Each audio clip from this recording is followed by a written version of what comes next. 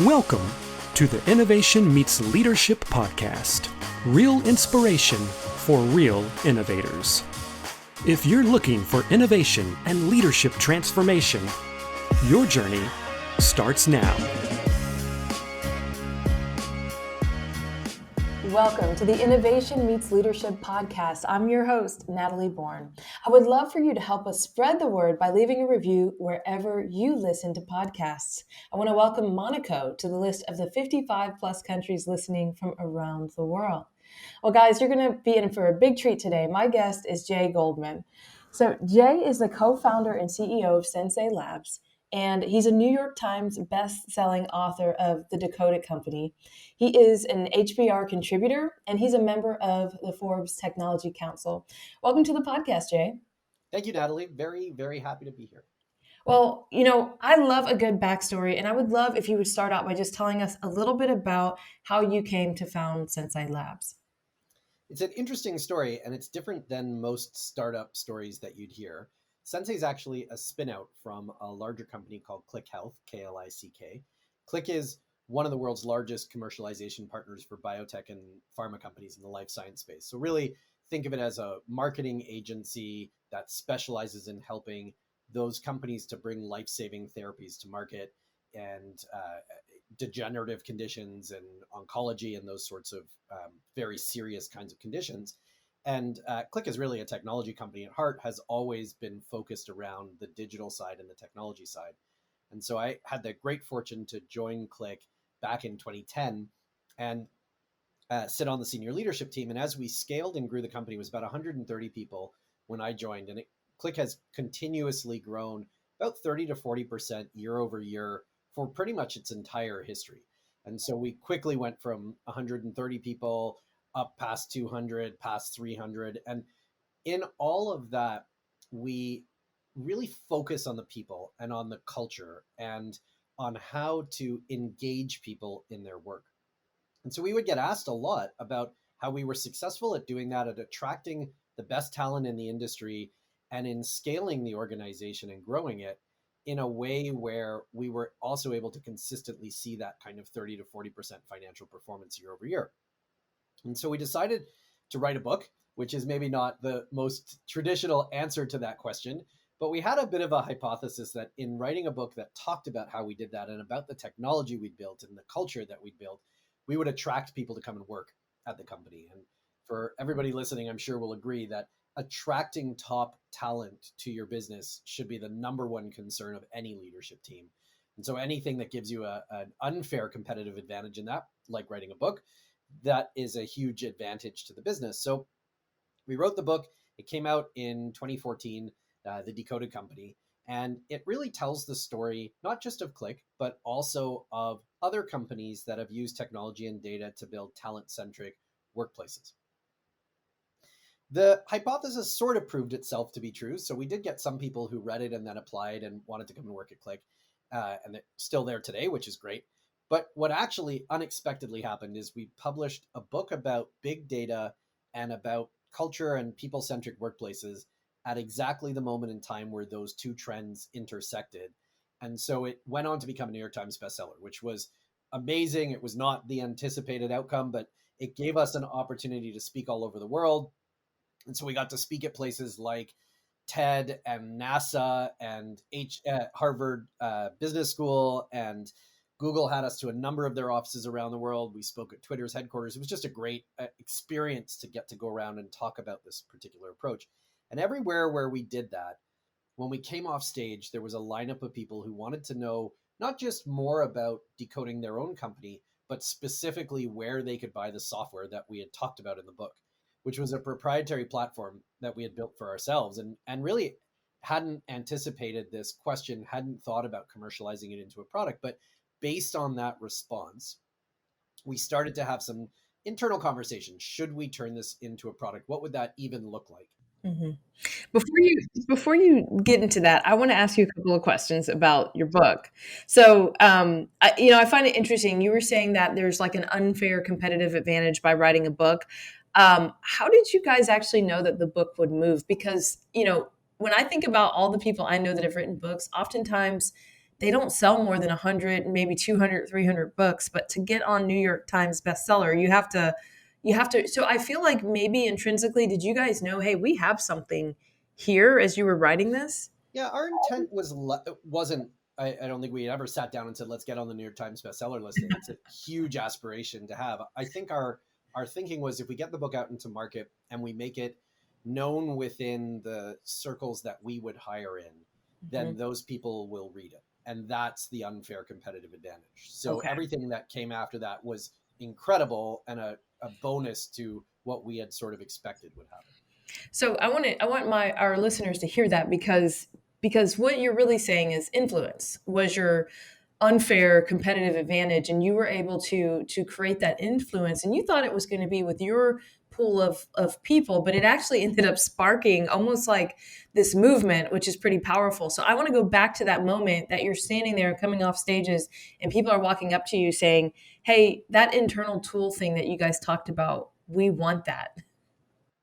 Yeah, it was a big surprise. I think we thought of it at the time, if I put myself back into that headspace, as this perfectly custom tailored suit for how Click operated as a company. It was like, going to Seville Row or wherever and buying a completely bespoke, perfectly tailored suit. And we thought nobody else could wear this. It's not built for them. It's not designed for their organization.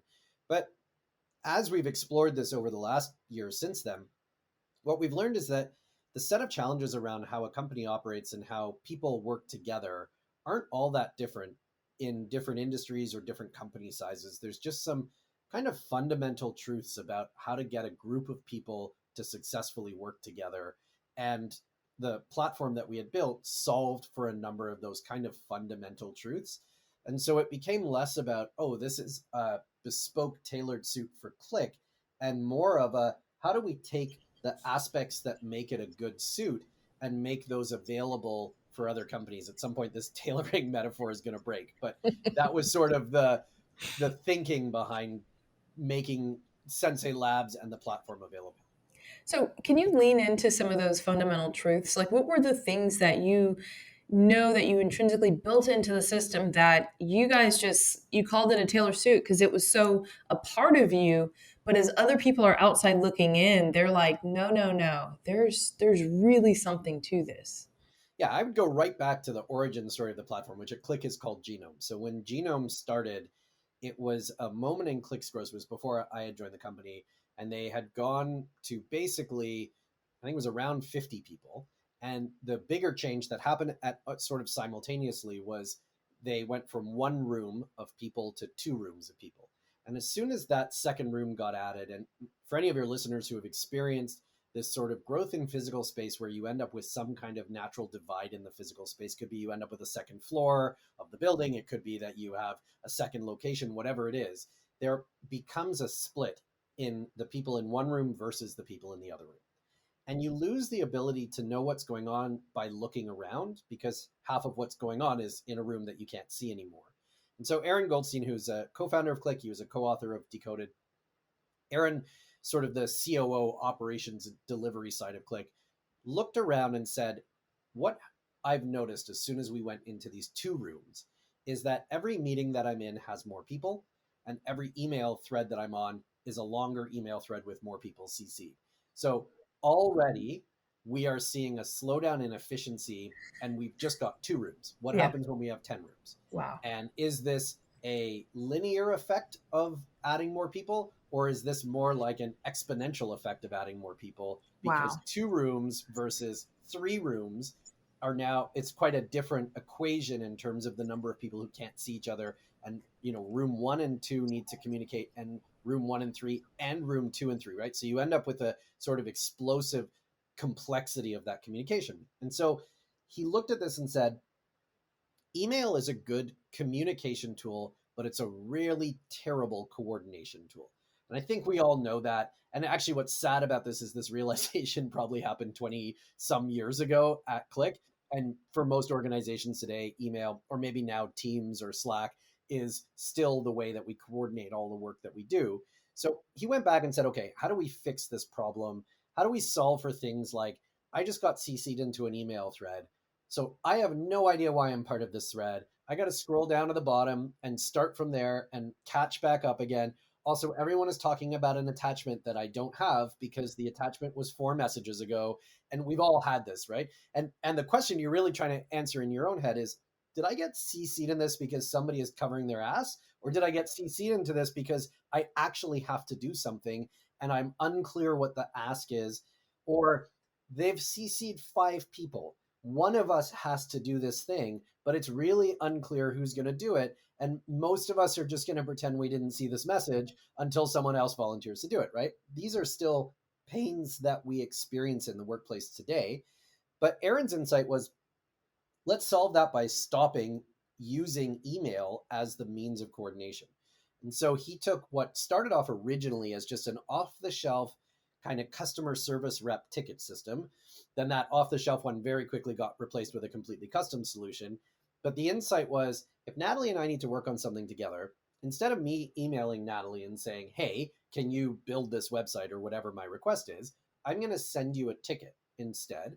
The ticket's in the system, so we can all track it and see exactly where this piece of work is.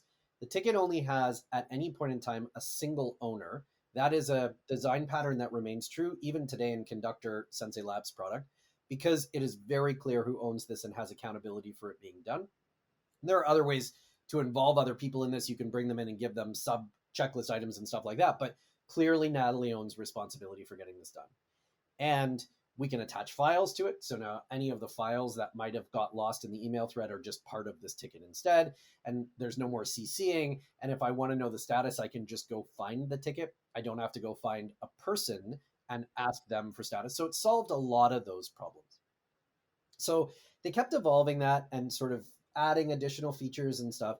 And at some point, they realized, if we step back and look at the data about all of these tickets rather than the individual tickets, it actually looks like a digital twin of how work gets done in our organization. Because if I step back and look at patterns, I can see how work flows. I can see where it gets stuck. I can see how much time we're spending in different phases of this. So you're actually creating this digital body language about how work gets accomplished in an organization that's far more valuable than just emails happen and work happens, and somewhere between the two is the story of what actually went on. And so one of the early realizations was, what if we look at patterns in this data to be predictive of problems? We don't necessarily know what the problem is. And today we would solve this with machine learning and AI, but 20 years ago, this was just good business rules. And they found a pattern. So let's say you and I are working on something, and the pattern is that we're bouncing this task back and forth between us. And so a certain amount of that is good. That's just collaboration. But past a certain amount of bouncing it back and forth, there might be a problem here. Maybe I'm being a jerk and I don't really want to do the work, so I just keep sending it back to you. Or maybe you didn't give me good requirements, so I'm asking lots of questions about this, and it would have been easier if I had just had really good requirements to start off with. So that, what became known as task tennis, was an early detection of, oh, there is actually potentially an issue here. We should flag this to the project manager and say, hey, project manager, maybe there's nothing wrong here, but maybe there is. You should go and take a look. That led to, okay, so the more data we can feed into this about what's happening in our organization, the better we can make the organization. So it went from just tasks to, by the time we started offering this commercially at Sensei Labs, a full-blown enterprise operating system that was intranet and culture and learning and social connections and finance management and budget tracking and time tracking and every component that makes up a modern operating system for a hypergrowth company. And that's what people latched onto when we were doing the Decoded book tour, because in the world of software built to help companies, most of it is not designed around hypergrowth or around culture-centric organizations. It's not a cultural amplifier of the things that are important values to that organization. It's just a ticket system.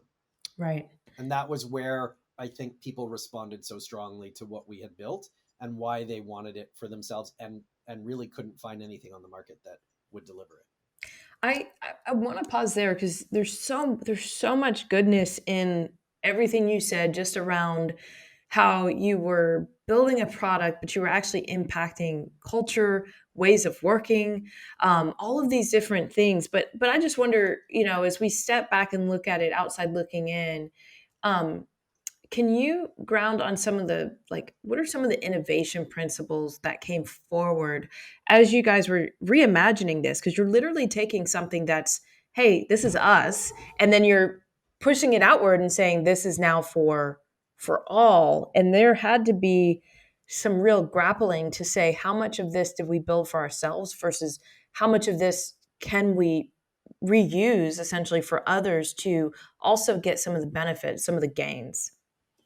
Yeah, absolutely. That was always a question mark. And parts of this really were actually a very custom tailored suit. So, for example, built into Genome was a full finance system that was how, and remains today actually, how Click runs its finance. And it was also an innovation that came from Aaron around the complexity of corporate finance is larger than most operational line of business managers need in an organization. They don't need to have the full picture of the finances. If you can simplify it down to a easier to grasp set of levers, then people can make faster decisions in the moment because they know it's important. And so for Click, that boiled down to really one or two, actually more like two or three, I guess, financial metrics that really make decision making fast in the organization. And so that was all built into Genome. And that wasn't part that we took forward to other people because you would have to buy in 100% to the way Click operates as a business, to the metrics it tracks, to what's important financially. So we left that part out when we commercialized it. But a lot of the rest of this, the idea that tasks are kind of a fundamental unit of work, that there should be a single owner to them, that they can have attachments and conversations as part of them, that you can roll them up into projects and then up into work streams. A bunch of those components just turned out to be universal. There was an insight around learning and training. If you think about this in almost every organization today, if you have an HR team and the HR team has deployed a learning management system or an LMS, that system is misnamed. It's not actually about learning. It is about compliance. That is a regulatory compliance system. It exists to make sure that you've completed the training that will give the organization legal defensibility if you do something wrong. So in other words, extreme example is somebody gets accused of harassment internally and the organization is able to say, well, it's not our fault because that person completed all of their harassment training. So they should have known better. So we're safe. Or someone took a bribe. Well, they've completed our anti-bribery training program. So not our fault as an organization. And so really LMSs, big enterprise LMSs, actually are compliance platforms. And there's some amount of that that's important. You do need some of that compliance. But at the same time, what it takes away from is the opportunity to deliver real learning.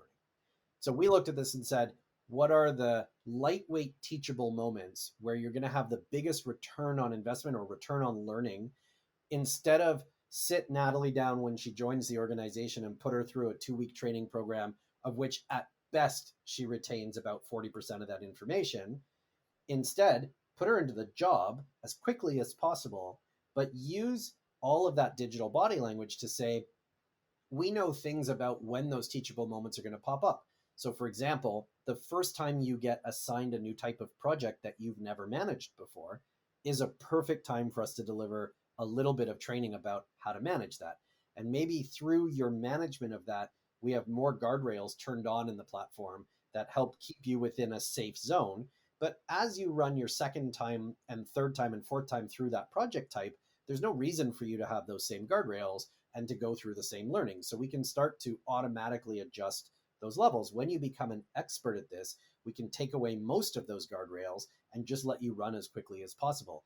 That's the exact opposite of most enterprise software, which is frustrating to use no matter what level of maturity you're at, because it's designed for the exact middle of the curve. So if you're a new user, you don't get enough training and teaching, and it's always frustrating to use. You pass a moment in time where you're the exact right user for the level of structure, and then you become an expert, and now it's just frustrating because there's a lot of stuff getting in your way and you're not able to just get the job done. the goal here was to use what we know about people and their past experience and their level of knowledge and train them and have them execute properly. All of that, those insights turned out not to be specific to Click at all, and were very much applicable as we started to commercialize the platform. So parallel this to me with your thoughts on how you look at the ecosystem and think about like minimum lovable product. Like fold that in and tell me how you think about that. Yeah, so minimum lovable product is our version of the famous minimum viable product that comes from Eric Ries and the Lean Startup. I'm sure many of your listeners are familiar with it, but very quickly, if you're not, instead of building out a full-blown product and then shipping it to market and finding out what people think, the goal is how quickly can you get it to market by building what he calls the minimum viable product, the MVP. In other words, what's the absolute minimum set of features that someone would pay you for, so that you can get it into market as quickly as possible and get real feedback from buyers and customers. Our approach was to go one step past that, which was to say minimum viable product is good and you want to get feedback on that, but what you really want is minimum lovable product. And that might be a few extra features. It might be a little bit more refinement on the interface, or building out some help systems, or whatever it is that's going to convert that from, yeah, this is good, I would use it and pay for it, to I love this platform and I wouldn't be able to survive without it. And when we think about product market fit, which I would encourage everybody to think of as not as a check mark that you accomplished product market fit, but as an ongoing state. As the market evolves, as your product evolves, as competition evolves, you need to continually revisit the question of product market fit. But the best assessment I've ever seen of do we have it is how many of our customers would be deeply disappointed if we took the product away from them. And that to me is that minimum lovable product. Was actually probably more than lovable, but it's, or minimum, I guess, to get to that state of, I would be deeply disappointed if you took this away. You probably need to get a bit beyond the MLP, but that's at least the beginning of it. And that's where you get passionate champions who are going to push this within their own companies. It's where you get to renewal rates that are really high, where it expands within those companies, where you get people who are happy to speak publicly about your platform and how much of a difference it's made for them. So that's kind of the focus point that we aim for. In the context of Genome and Click, it was very telling that we had built something amazing, because we would get new people would join Click and they would often, if not almost always, come from other agencies, maybe not in the life science space, maybe just marketing agencies in general. They had never seen anything like this because it doesn't exist outside of Click. And they would have a period of adjustment of understanding the value of the platform. It's quite short. And then they would become avid champions. And you could really tell this because sometimes people would leave Click, and then out of that set, some of them would come back. In fact, it was so often that we started referring to them as boomerangs, and they're actually identified in their genome profile as a boomerang when they come back. And a very often cited reason for that was, I couldn't survive without Genome. I actually don't know how other agencies get anything done. Once you have a platform like this, it's impossible to do the work without a platform like this. So that is maybe not the minimum part, but that is definitely the lovable part of, have we built something that really satisfies a need for people to the point where they can't imagine how they did their job without this. That's kind of the goal that we strive for today with Conductor, our product that we have in market. I love this. I would love for you to leave us with some final thoughts. Anything that we didn't talk about that you wanted to talk about as we close out our segment today. Yeah, I would think about when you're thinking about this standard for your own product, whatever it is in whatever industry you serve, look for the biggest pain points that people have. If you kind of think of this as a 2x2 matrix, we spend a lot of time working with consultants, and many of our partners are big consulting firms. And so they've kind of trained me to think of everything as 2x2 matrices. I think it's like a standard requirement that if you're a consultant on an engagement, you have to produce at least one 2x2 matrix. So think of this as the cost of us delivering this versus the impact or the lovability of this thing. And so you're going to have in your 4 sectors there, things that are high cost to deliver, but low lovability. Don't ever do those things. They are not worth doing because it's just going to cost you a lot and nobody's going to care. And then you're going to have low cost, low lovability things. And that's not really worth doing, even though the impact to you is not that high. The sector in that to focus on is low cost, high lovability. And then maybe secondary, high cost, high lovability. But think of that as your sector that you really want to target. I'll give you an example from Conductor. So Conductor is an enterprise orchestration tool. We work with large organizations around the world to deliver and orchestrate their most critical projects. Transformations, for example, are a big factor in that. You might be running a multi-year transformation, hundreds of people and millions or hundreds of millions of dollars at stake. And so Conductor will help you orchestrate all of that and make sure that you deliver and de-risk the execution of that. One of the features that we built in there, which has turned out to be by far one of the most popular, is a feature called Flash Reports. Flash Reports is the ability to upload your own PowerPoint templates to Conductor, and then Conductor will take all of the real-time data that it has about the program and produce an updated Flash report or an updated PowerPoint for you with everything in it. The promise of that feature is never build another PowerPoint deck. That is the selling feature that convinces people to use this platform, because everyone hates building PowerPoint status reports, and this is get rid of PowerPoint status reports. This fits into the high cost. It was not a cheap feature for us to build, but extremely high lovability sector. But then there are features in the platform which were actually much less expensive for us to build from a cost perspective, but fit right into that high lovability. They are the little things that make it more pleasant to use on a regular basis. Those are the things that not only win sales, but they keep customers engaged and they keep them renewing. So think of your minimum lovable product as those two sectors, the low cost, high lovability and a bit lesser so the high cost, high lovability. That's where you want to focus. I love that. This has been so amazing. Thank you so much for your time today, Jay. My pleasure, Natalie. Nice to be here.